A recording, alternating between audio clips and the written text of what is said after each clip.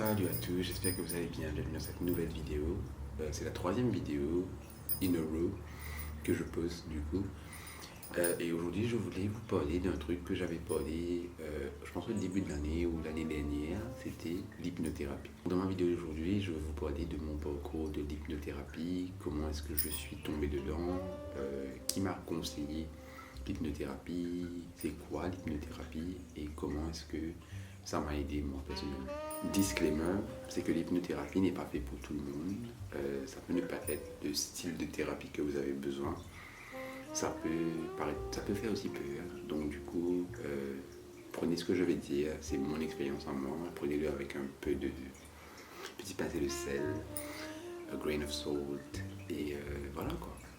Donc si ça vous intéresse, je vous laisse avec la suite et on se voit à la fin de la vidéo pour chit-chat un peu. Donc l'hypnothérapie, c'est un accompagnement avec une psychothérapeute du coup, où la seule différence que c'est que vous avez normalement quand vous allez vous parler justement seulement avec votre psy, c'est qu'en gros à un moment, elle vous fait faire des activités avec de la musique et elle vous guide dans un état de transe, un état d'hypnose. Vous n'êtes pas endormi, mais vous n'êtes pas réveillé non plus. Donc vous êtes entre les deux. Et c'est beaucoup plus facile de guider votre esprit du coup à ouvrir les portes que prior, vous lui avez dit que vous n'arrivez pas à ouvrir et que vous voudrez ouvrir. Voilà. Je vais vous paint le picture un peu. Donc l'année dernière, en 2024, en février je pense, il s'est passé 2-3 trucs dans ma vie qui n'allaient pas trop. Et moi, j'étais assez perdu dans ma tête parce que je savais que j'avais des choses à process dans ma vie de tous les jours.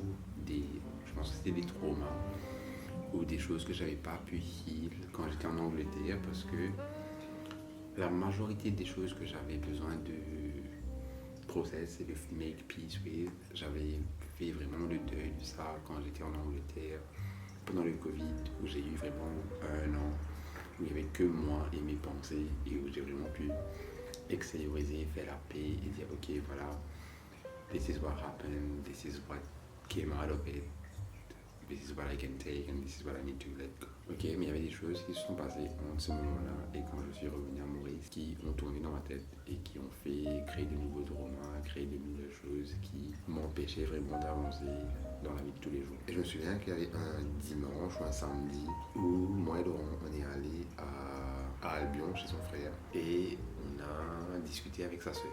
Et pendant un moment, on parlait et sa soeur m'a dit, tu sais Ludo, tu aurais pu essayer l'hypnothérapie parce que l'hypnothérapie ça m'avait aidé moi pour mon anxiété et mon stress. Il n'y a pas longtemps de cela. Elle avait fait 3 ou 4 séances et puis ça l'avait changé complètement. Moi j'étais un peu sceptique parce que j'avais peur vraiment de l'hypnothérapie, de vraiment me laisser aller, de laisser donner full confiance à quelqu'un de moi dans un état d'hypnose en fait. Voilà. Et donc je lui ai pris les détails avec elle. Elle m'a raconté un peu en gros ce que c'était. Et j'ai pas appelé. J'ai rien fait avec le numéro, j'ai juste gardé le numéro avec moi. Et je me souviens il y a un peu de temps qui sont passés. Je pense que c'était un mois à peu près. Et tous les jours, ça tournait dans ma tête et on discutait avec Laurent régulièrement et on disait, de temps en temps, je lui disais, tu sais, ça paraît pas mal, on peut essayer, on va rien perdre, etc., etc. Et voilà. Et puis un jour, on s'est dit, why not? Allons essayer de voir qu'est-ce qui peut en découle de ça, et puis si on n'aime pas, on n'aime pas. Et on se dit qu'on allait faire l'hypnothérapie séparément. Je ne vais pas vous parler de son expérience à lui, je vais parler de mon expérience à moi, parce que chacun son expérience. Et donc du coup, ce que moi je vais vous dire par rapport à mon expérience à moi ne peut être son expérience à lui. Donc, j'appelle la dame, donc le numéro que j'ai eu, c'était le numéro de Prina. Donc Prina qui est à Albion. Et je lui envoie un message un jour, je suis au boulot et je viens de fumer une clope et à un moment, il y a une vague d'émotions qui me prend et je ne sais pas quoi faire de cette vague d'émotions. Et donc du coup j'envoie un message à Prina et je lui dis salut, ça va, j'ai ton numéro avec telle personne. Pour l'hypnothérapie, est-ce que je pourrais avoir plus de détails et comment est-ce que je fais pour sign up en fait. Et là elle me dit voilà les prix, voilà les dates qui sont disponibles et voilà, est-ce qu'on peut s'appeler vite fait pour que je puisse parler un peu avec toi, de toi en fait. Et là, on s'appelle, on parle un peu et base, j'ai pas book pour moi avant, j'ai book pour Laurent. Et ensuite, quand elle avait fini sa première séance, j'ai book ma séance. Moi, quand j'arrive à mon tour, je vais à ma première séance. Et pendant toute la première séance, j'ai tellement peur sur la route, le trajet pour la première séance. Parce que j'ai peur de ce qu'elle va me demander, j'ai peur de ce qu'on va faire des activités aujourd'hui pour justement faire le travail. Et moi, j'ai peur d'ouvrir ces portes à ce moment parce que j'ai toutes mes émotions qui sont à fleur de peau. Et je me dis, est-ce qu'on ne fait pas demi-tour et on ne rentre pas en fait? Pour revenir à ce que je disais, on fait la première séance et je pense que les 3 premières séances qu'on a fait, on a juste parlé pendant à peu près 1 heure de temps parce que la séance c'était 1 heure de temps. Donc on a parlé pendant 1 heure de temps où je lui ai expliqué tous mes problèmes, pourquoi j'arrivais, pourquoi je venais la voir, pourquoi est-ce que j'avais besoin de la thérapie, je pense, selon moi, est-ce que j'avais déjà fait de la thérapie dans le passé, comment ça s'était passé. Et elle m'écoute, elle prend des notes et elle m'écoute. Et puis alors, je crois, la 3e séance, elle m'assoit sur le sofa, du coup, elle était à la clim, et elle me dit de m'asseoir et d'écouter la musique et de vraiment tout lâcher en fait. Et je ne vais pas vous mentir, la première séance que j'ai fait d'hypnose, je pense que j'avais tellement peur, elle était tellement dans ma tête, que j'ai vraiment pas lâché prise à 100%. Je sais que la séance qui a suivi, j'ai fait un full out of body experience parce qu'à ce point, quand elle m'a fait me rentrer dans la transe, disons, je me suis vu en train de me parler en fait. Et donc du coup, j'ai fait 7 à 8 séances à peu près. Mais du coup, ouais, c'était super cool parce qu'en gros, elle m'a aidé à vraiment...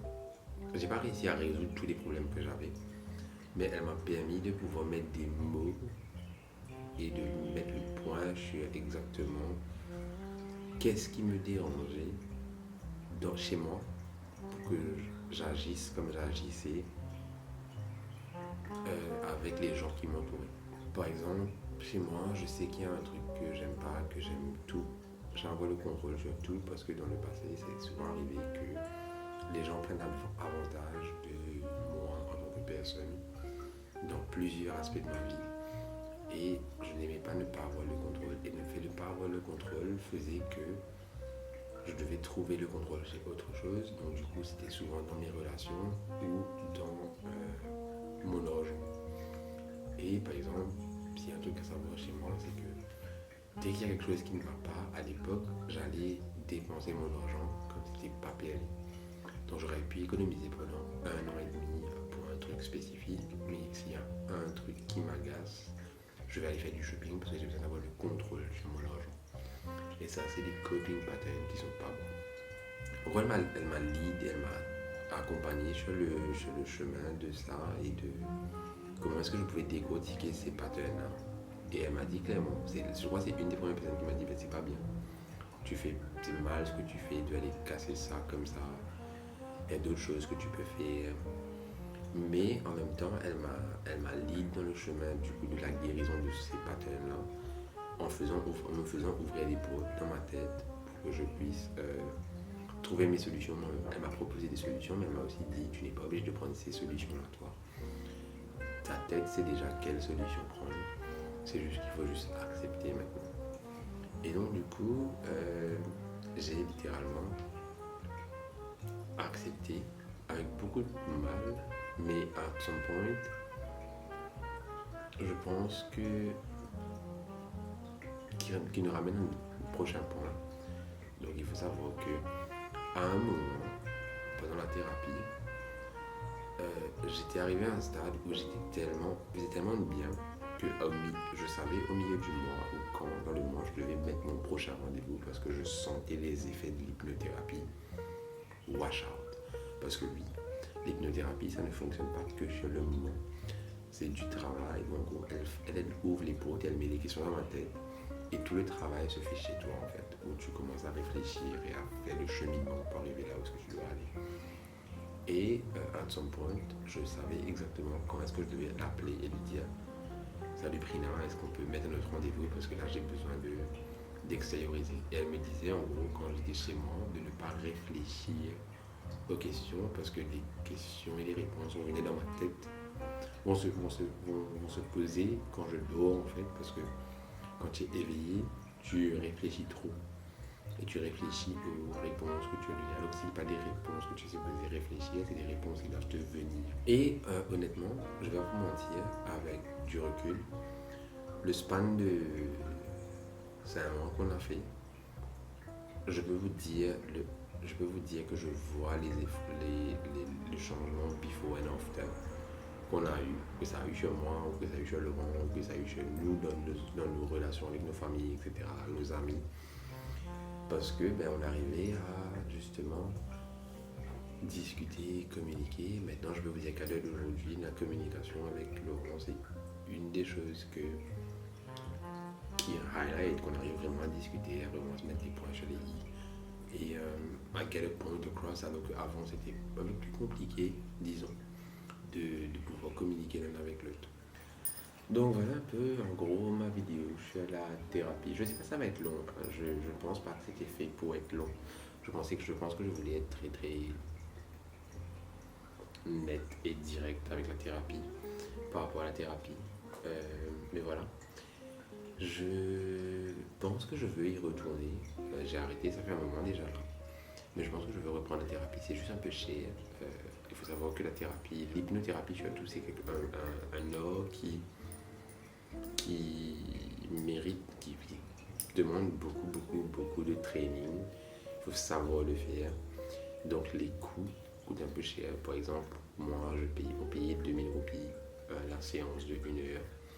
Mais honnêtement, ça valait la peine. Ça valait vraiment la peine. Mais je pense que je vais y retourner cette année-ci ou l'année prochaine, je pense. Dites-moi dans les commentaires. Parce qu'à l'époque, l'année dernière, j'avais en gros 2 choses qui m'étaient vraiment excellentes. C'était la gym et la thérapie. Maintenant, la gym, c'est une autre histoire. Laissez-moi savoir dans les commentaires si vous voulez que je vous raconte ma relation avec la gym, parce que c'est quelque chose. Mais ouais, voilà, on est arrivé à la fin de cette vidéo. J'espère que ça vous a plu. J'espère que c'est un sujet qui vous passionne. Moi, je vous conseille, si vous êtes intéressé par la thérapie ou l'hypnothérapie, d'y aller. Un mythe à casser, si on n'a pas besoin d'être pas bien, ou d'être au fond du trou, ou d'être au bout du rouleau pour aller faire de la thérapie. Des fois, c'est bien juste d'aller parler à quelqu'un de neutre, quelqu'un qui ne connaît pas votre background ou votre vécu, et juste de lui dire les choses et lui parler, déposer quelque chose en fait, et avoir un avis extérieur sur vos problèmes. Donc voilà, moi je conseille la thérapie à tout le monde. Et voilà, j'espère que ça vous a plu. Moi ça m'a vraiment plu de faire cette vidéo. Je vais vous laisser parce que je vais me préparer pour y travailler. J'avais 15 minutes et je me suis dit pourquoi pas filmer. Et donc je vous dis à la prochaine pour une nouvelle vidéo. J'espère que celle-là vous aura plu pour la 3e fois du coup. Et je vous embrasse. Bye.